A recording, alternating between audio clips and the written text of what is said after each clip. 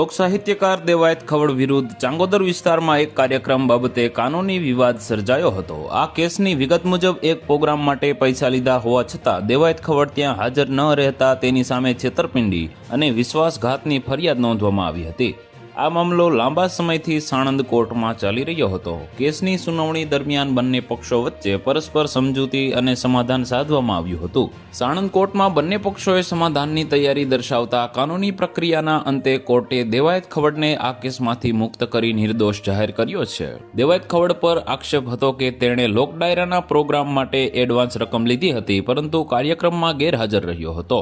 આ મામલે ચાંગોદર પોલીસ મથકે ફરિયાદ નોંધાઈ હતી અને ચાર્જશીટ બાદ સાણંદ કોર્ટમાં કેસ ચાલ્યો હતો। લાંબી કાનૂની લડત બાદ અંતે સુખદ સમાધાન થતા દેવાયત ખવડને મોટી કાનૂની રાહત મળી છે। આ ચુકાદા બાદ દેવાયત ખવડના ચાહકોમાં ખુશીનો માહોલ જોવા મળી રહ્યો છે। તો વધુ માહિતી મેળવવા માટે ચેનલ સાથે જોડાયેલા રહો। વિડીયો પસંદ આવે તો લાઈક કરી દેજો, ચેનલમાં નવા છો તો સબસ્ક્રાઇબ કરી દેજો।